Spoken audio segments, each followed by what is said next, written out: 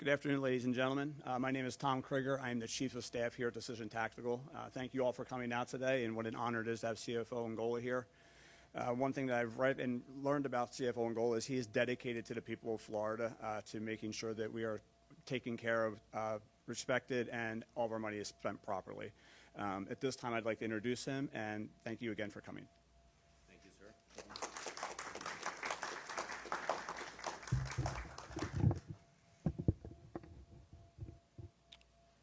Thank you for being here, and good morning to everyone.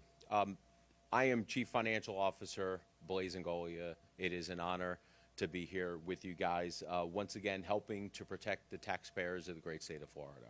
Since entering this office as CFO, I have been on a mission to highlight the excessive and the wasteful spending of local government in an effort to make the case for serious property tax reform, including the elimination of property taxes on homesteaded properties altogether. So far, to date, we have found wasteful and excessive spending to the tune of $190 million in Orange County, $199 million in the city of Jacksonville, $278 million in Hillsborough County, $84 million in Alachua County, and $189 million in Broward County. In those 5 counties alone, we have uncovered more than $944 million of what we are calling wasteful and excessive spending. Last week, when the governor and I were in the city of Jacksonville, I made a statement that if any local government raised property taxes this year when families are hurting and trying to make ends meet, they would get a knock on their door by me and my office. Well, knock, knock, Seminole County. Seminole County just raised property taxes on the taxpayers when, according to our calculations, they should be cutting taxes. Now, we'll get to Seminole County's numbers soon. And I'm sorry to say that when we include Seminole County's numbers, we will now be over $1 billion in uncovered wasteful and excessive spending. That is $1 billion in 6 counties that belongs in the wallets of the taxpayers, not in the hands of government. That is $1 billion of property tax cuts that could easily be obtained with 0 cuts to service. 0 cuts to service. Now, local governments are going to try to do anything and everything to try to convince you that they need every single dollar in order to fund government. They're going to list a parade of horribles, including long wait times when you call 911, not being able to hire fire and police, not being able to give government employees cost of living adjustment raises, and possibly even eliminating some government services whatsoever. They are going to try to make it as hard as possible for you to fathom that they could actually cut government and keep services at the same time. They're not being truthful with you.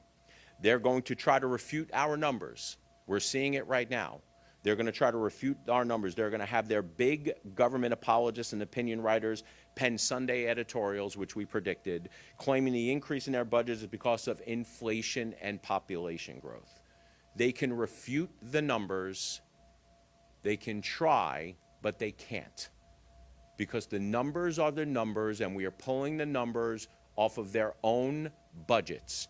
In fact, I think out of the 5 counties that we did so far, 3 of the either administrators or mayors or people on the Board of County Commission or the City Commission said that our numbers were incorrect. We actually had to tweet back at them and tag them in the post and say, hey, here are the numbers, straight from your budget. Obviously, they didn't like hearing that. But they're saying it's because of inflation and population growth. We staunchly disagree. I want you to take a look at this. We've been highlighting this because we had predicted this was going to happen.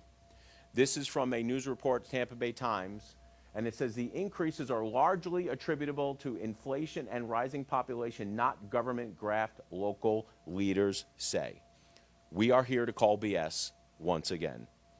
Now, before we start unveiling the numbers, here's a little bit about our methodology and how we get to these numbers, because it is important for everyone to understand.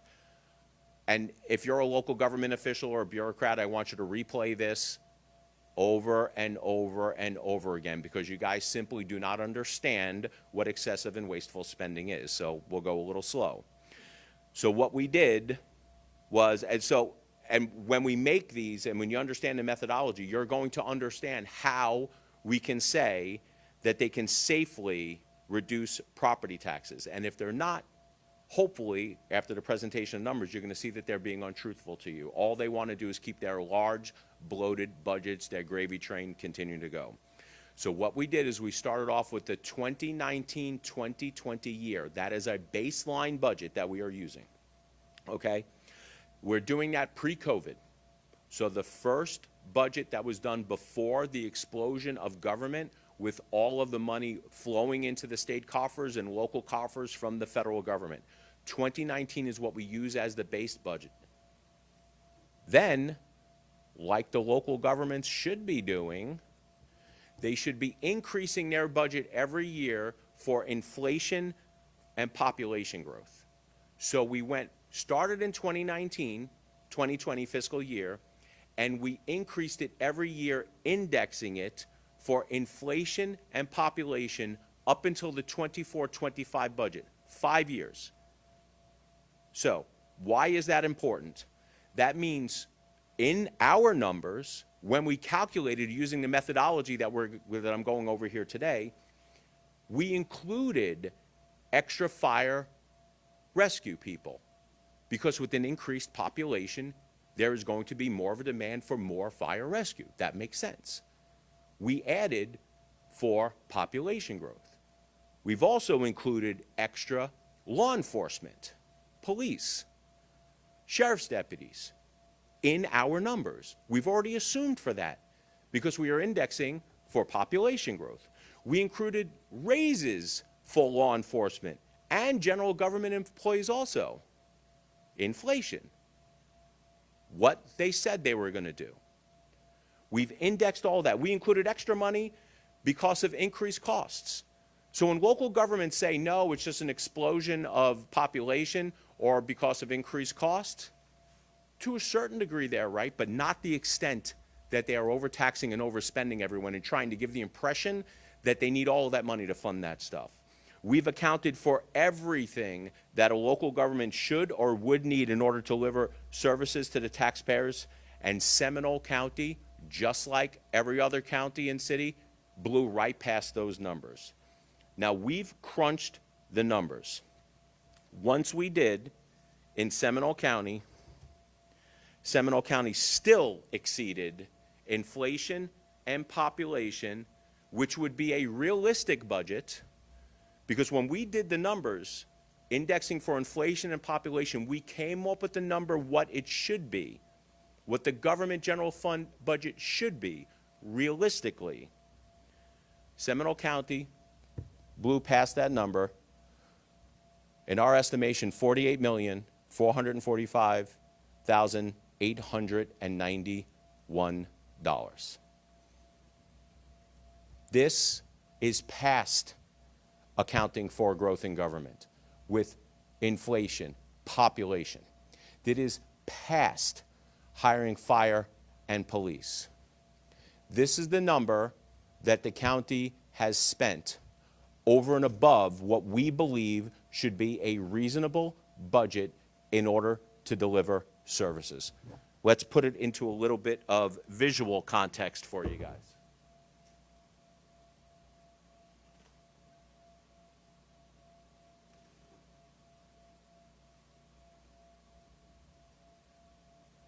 Here is your Seminole County budget. As you can see, we started off, just for some visual, the 2019-2020 actual budget. Once we index and increase the budget for inflation and population growth, we should be where the blue ends. Seminole County blew past it, and that was the actual spending. Overtaxing and overspending Seminole County residents by the tune of $48 million and change. Now, this is what we are terming excessive and wasteful spending because they could have easily funded everything that they needed to do with the lower number. But what does that mean? Just like other local governments that I have talked about, we're going to break this down piece by piece so lay people can understand what this number means and why it is excessive. Since 2019, the Seminole County General Fund budget has increased $137 million. Now, that is a 46.7% increase in their budget in just 5 years. That's a big number. That huge increase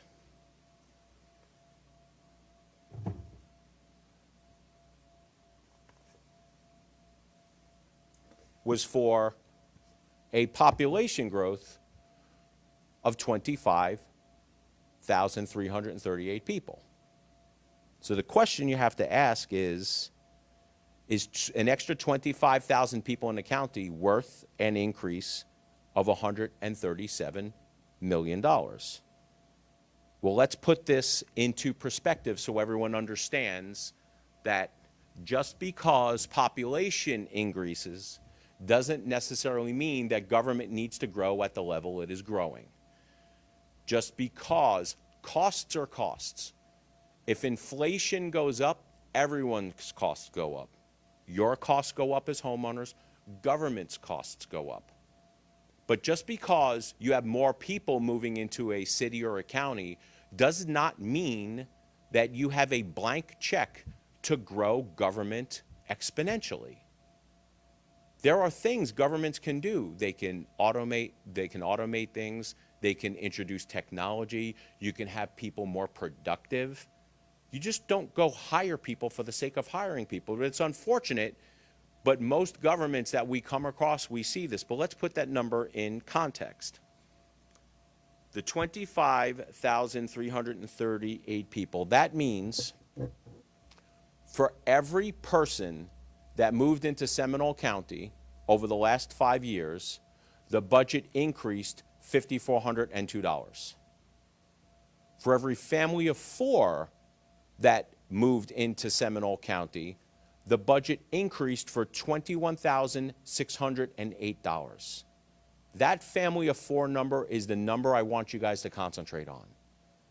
Because when you have a new development, when somebody is building a brand new home, and you have a family of 4 move into the county, they're probably only paying maybe $5,000 a year in property taxes, which I would say is high. But the government is expanding by $21,608. That math does not math. I don't understand this. At the state level, our cost per unit is going down. But in local government, the cost unit is actually going up.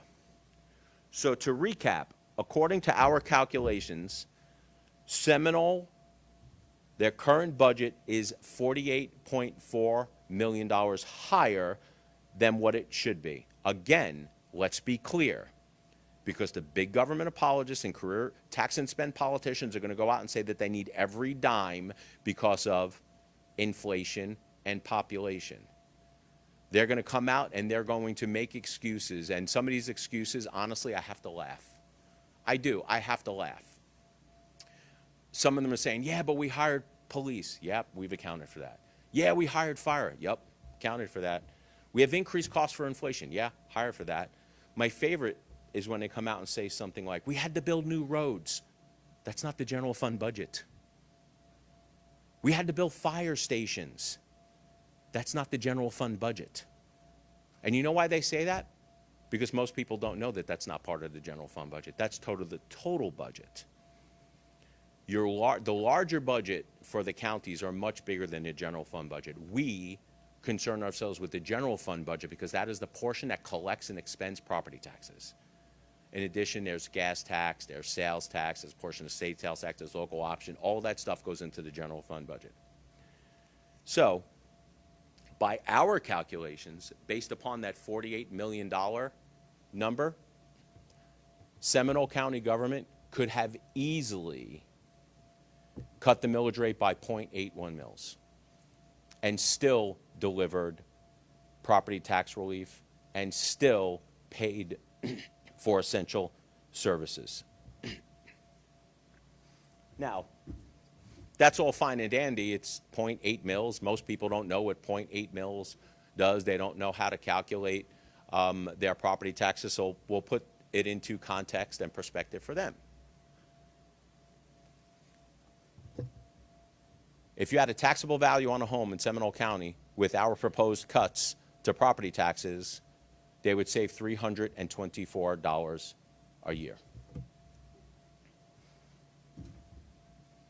If you had a taxable value of $500,000, you would save approximately $404 a year.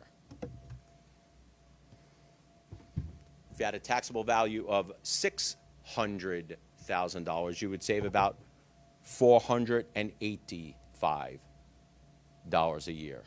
Now, the first thing I want to say is that this is just the general fund portion of the budget.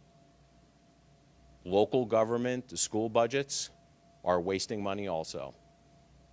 And I will say this blanketly, every level of government, whether it is state, federal, local county commissions, local city councils, school boards, enterprise funds, every single level of government is wasting money and spending taxpayer dollars and fees obnoxiously.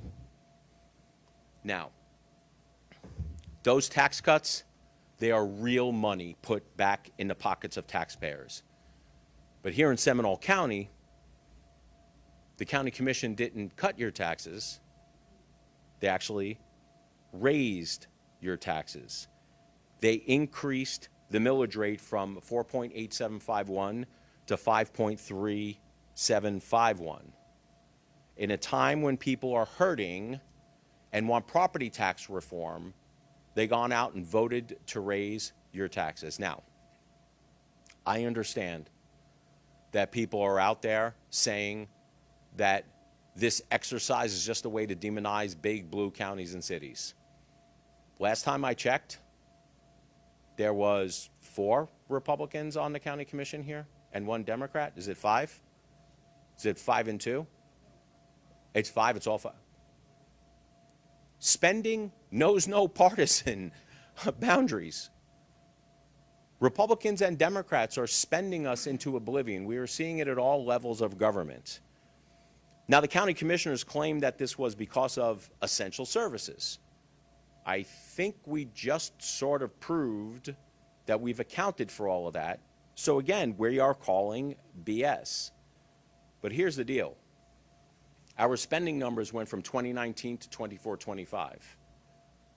When you account for the raising of taxes that you just had here in Seminole County, the number goes from 48 million to 77 million. It's a much larger number.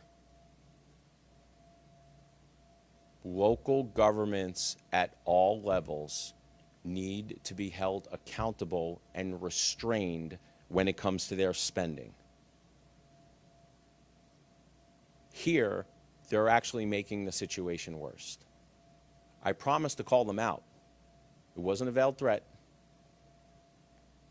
I told people I was going to protect the taxpayer every waking hour, every minute while I'm in this job. Now, when you add the 77 million on top of that, that means our office, through our FAFO initiative, have now breached the $1 billion mark of excessive and wasteful spending in just 6 counties here in the state of Florida. Quite honestly, I wish we didn't have to do this. I wish we did not have to go out and travel and crunch these numbers and call upon local governments once again to cut the wasteful, excessive spending. Let me show you this also.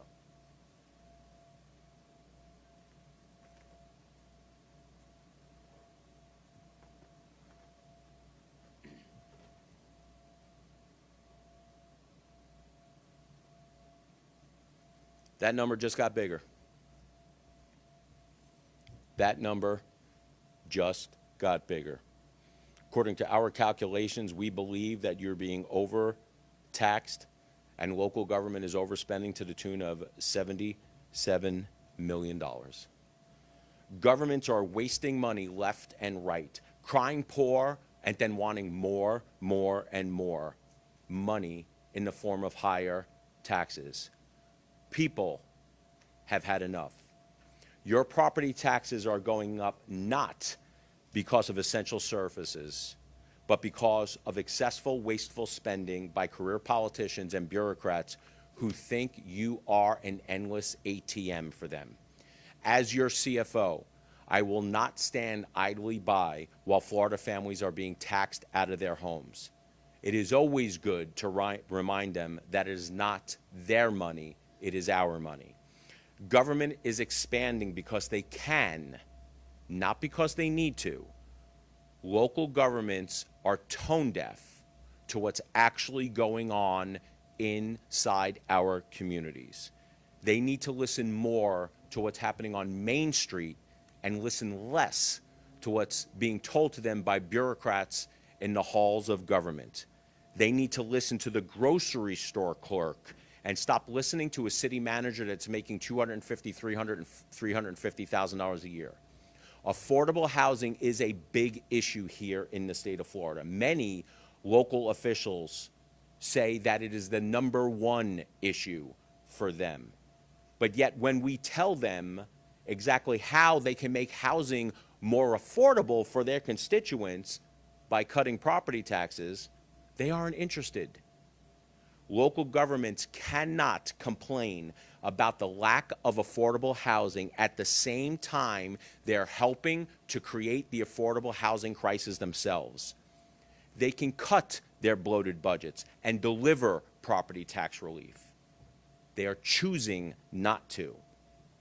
Every dollar that a couple starting a family saves on property taxes matter. Every dollar that a retired couple on Social Security saves on property taxes matter. Every dollar that a single mom working 2 jobs saves on property taxes matter. Every day, people in the private sector have to prioritize their lives with the amount of money that they have. It's time that government does the same.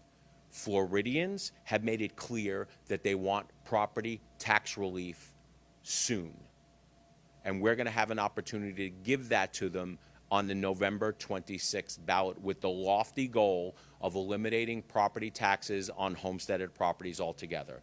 Before I introduce the speakers, one last thing. Government is going to cry. They're going to complain. The editorials are going to come out. The county commissioners, the county administrators are going to come out and say that they can't do it, they can't do it, they can't do it. Unfortunately for them, history proves otherwise. Because if you remember, in the mid-2000s, we had a rise in property values, a corresponding rise in property taxes. Local governments filled their coffers. They expanded governments. They lobbied legislators. They lobbied county commissions to don't cut property taxes at all because it would destroy and devastate services. For the people around here in the mid-2000s, y'all remember that. It was incessant. Every time they would go to town halls. They would do everything that they can to keep their bloated budgets. And this is how I know for a fact that they can cut and they're going to be fine. Because they did it back then. Because we had a constitutional amendment that offered an additional homesteaded property tax, a homestead exemption. Remember that? So local governments who said that they could not cut because of the additional homestead exemption. But at the same time, and people remember this, for the first time in history of the United States, property values actually went down. So the assessed values went down, which meant less property tax revenue. An additional homestead exemption went up, which added an extra cut to government. How many firemen did they fire? None. How many law enforcement officers did they fire? None.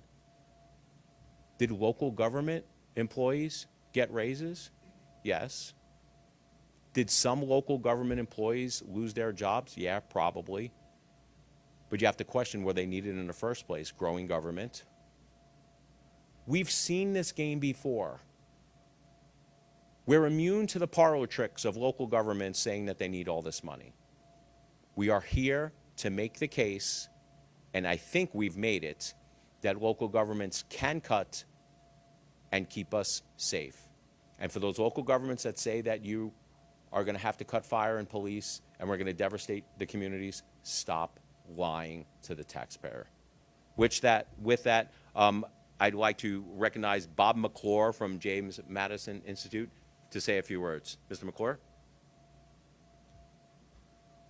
Thank you, CFO. Thank you for highlighting a major issue that is affecting all Floridians. Many of you don't know me. I'm Bob McClure, President and CEO of the James Madison Institute, which is Florida's oldest and largest think tank. And people ask what a think tank is. We're not a lobbying firm. We're not a contract research firm. We are focused on policies that advance limited government, free markets, and personal responsibility and the protection of private property. And that is our role. We've been around since 1987, based in Tallahassee. When you talk about private property, the question becomes, as the CFO has said, do you ever really own your home if you're going to continue to pay property taxes every year? And not only that rhetorical question, the other component to that is you're paying taxes on unrealized gains.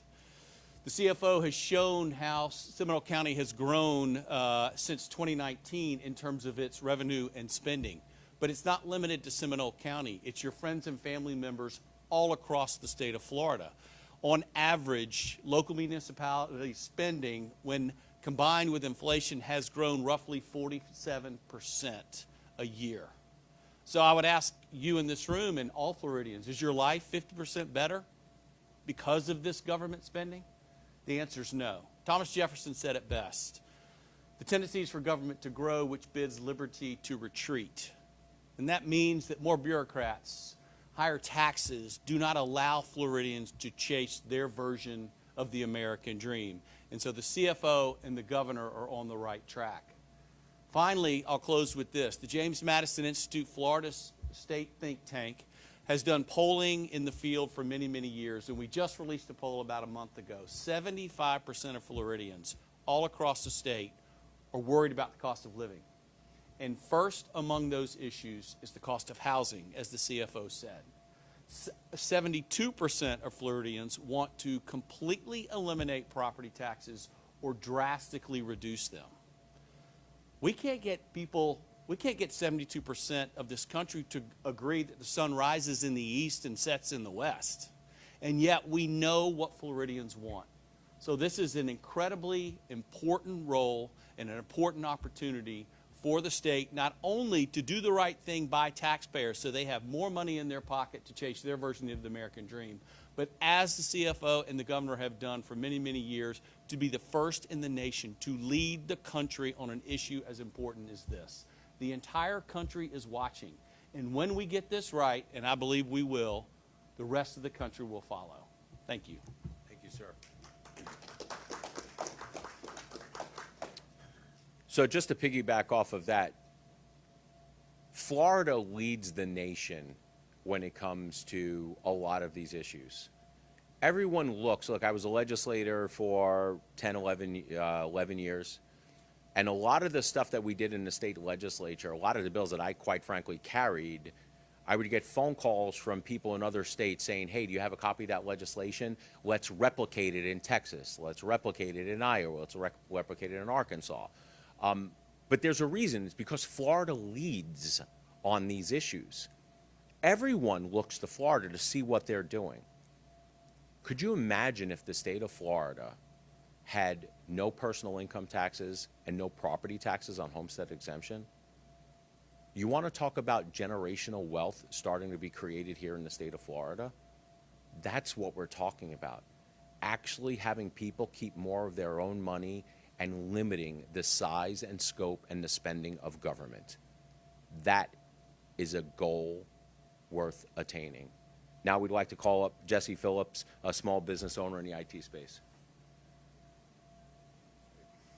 Thank you, Mr. Ingoglia, for this opportunity. I was really happy to hear you say that the addiction to spending is not a partisan issue.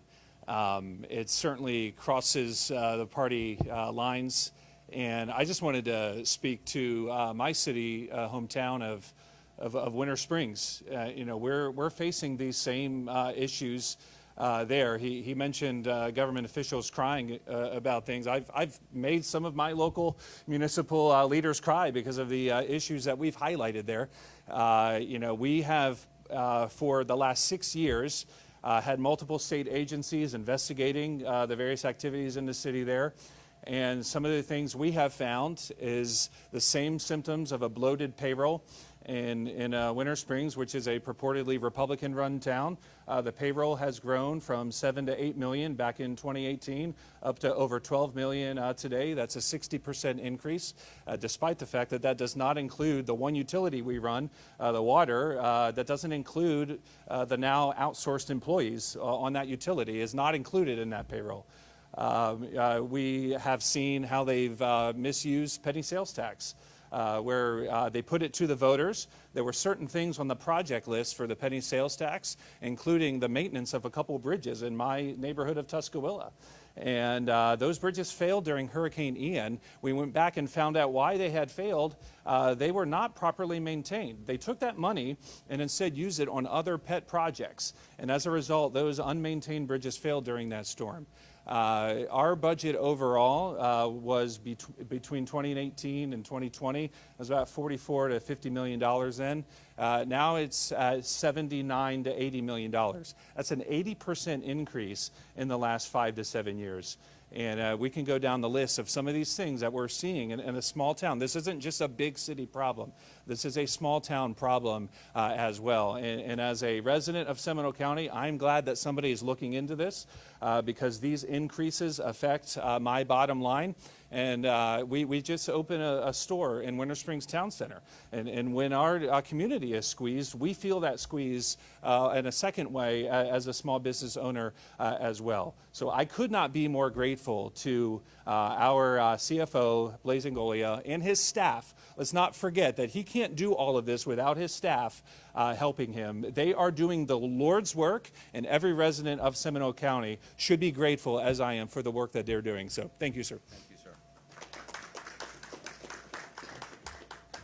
So just to recap, we're not going away. We're going to continue beating this drum from now up until the time that we get actual property tax reform on the ballot in 2026. The governor is led on this issue. I am charging up the hill with the governor, and I'm doing it because it's important. You've heard the poll numbers. Housing affordability is a big issue here in the state of Florida. We in government can help deliver some of that affordable housing relief, not by subsidizing housing, but by actually cutting the cost of government. So with that, more than happy to take any questions y'all have. Yes, ma'am.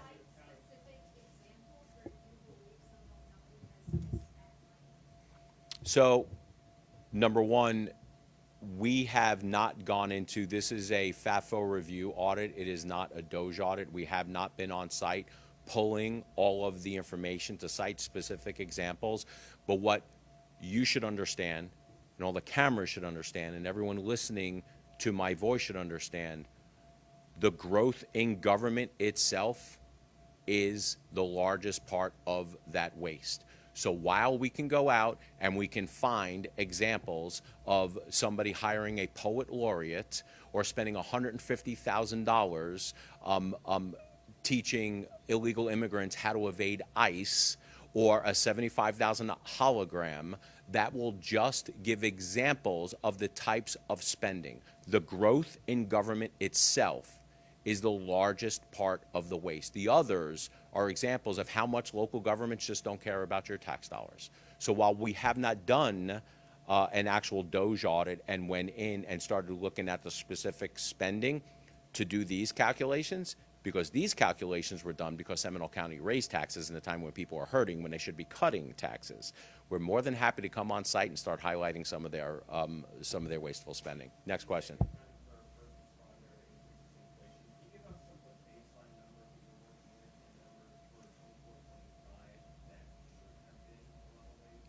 I can, but you can find it yourself. Just go on their website. It's right there. It's their budgets. My numbers are their numbers. My numbers that we're pulling are their numbers. We start off in the 2019-2020 fiscal year budget, and we index forward for inflation and population. We go in and we figure out what the inflation was, the population growth, and we index the budget every year on what it should be. So sure, I can get your numbers. It's probably easier if you just go hop on their website and get it, because their numbers are our numbers. Next question. That's a question for your administrator, and that's a question for the county commissioners.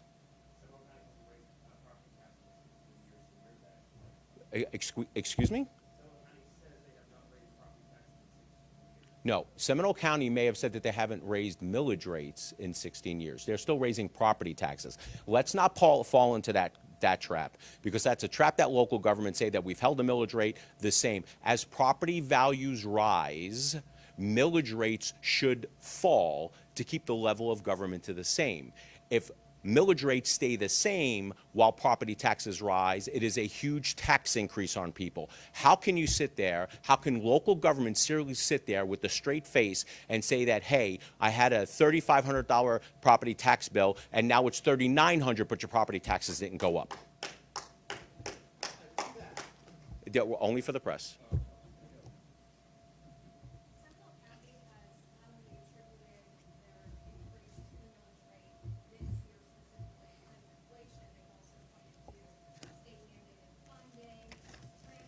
It's all included. All included. Inflation, population, all that other stuff. We also include buffers in a lot of our calculations for stuff that we probably are just hedging, sort of like give them the benefit of the doubt. It's all included. That's why we say, and we are very confident saying, that Seminole County could reduce their millage rate by 0.81% and it wouldn't affect anything. They're going to come out and they're going to say everything. And look, you guys are good reporters. You're going to go and you're going to get their side, right? You're here for the press conference. I can already tell your producers have probably said, hey, just go sit down with this county commissioner or this administrator and get their take on it, right? Because you want to be fair and balanced. I get that, right? But when you listen to this at night, I want you to listen to me. And then I want you to listen to the people who just raise taxes on you. And then I want you to pull out your property tax bill. Then you're going to find out who's being truthful with you and who's not. Next question.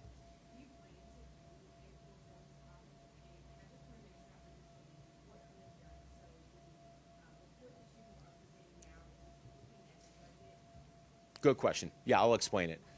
So there are two things happening at the state level at the same time.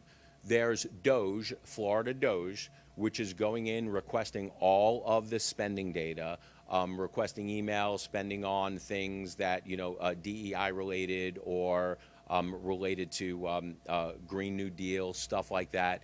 And they are looking for specific instances of egregious, wasteful spending that would probably make people's eyes roll in the back of their heads. That's when we see the money spent on a poet laureate program, $150,000 on a county teaching illegal immigrants how to evade ICE. That's the stuff that really gets people angry. What we're doing is our FAFO audits, which are separate and distinct, but they work together.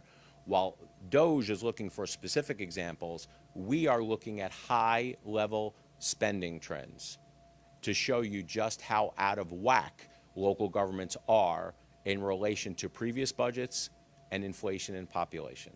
Does that make sense? So let me answer that question. Right now, we have very vast audit authority granted to me by the Florida Constitution to audit any entity, public or private, that is using taxpayer funds, right? And that's what we're doing right now. Now, at some point, I don't know, because DOGE is administratively housed inside the office of the governor. I have constitutional authority. I can tell you what I am planning on doing. We are planning on reorganizing our office so we can go and we can do these forensic audits, if you will, on local government to track everything going forward. So we are trying to institutionalize identifying waste, fraud, and abuse at the local government, and then letting the taxpayers know what it's being spent on, because we believe that is what the taxpayers deserve. Yes? Are you planning on holding the state government, the same state? Of course. So what about auditing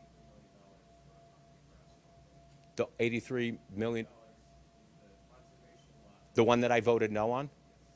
Well, look, I was one vote on three. It was 3 against 1. I voted no on that for one of the reasons, obviously, was for the price.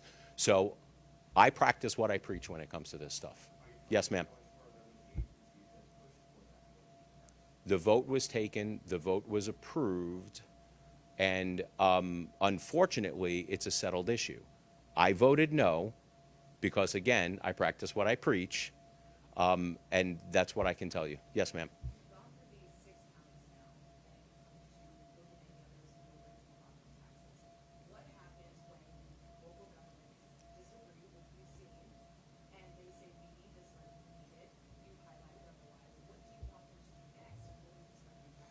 What I think they need to do is they need to start going into their budgets and starting to identify wants versus needs. I think they need to start looking at what the average local government employee is being paid compared to what the local private sector is being paid. They need to start looking at efficiencies. Look, the only way government is going to stop spending is if an outside force tells them to stop spending. And that's why a constitutional amendment is so important, because we can sit here and we can say you are spending too much money, cut your taxes. They can cut your taxes 1 year and then raise it the next year. They need institutionalized fiscal constraint, and that is what a constitutional amendment offers them. Last question.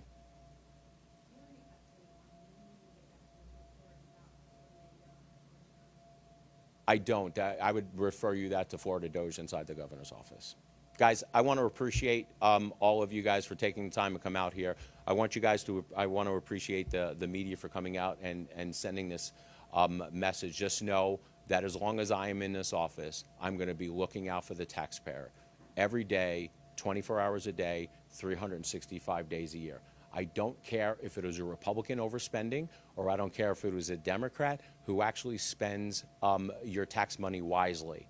I'm going to be nonpartisan on this. I'm going to call balls and strikes because the taxpayers deserve that. Guys, thank you for everything.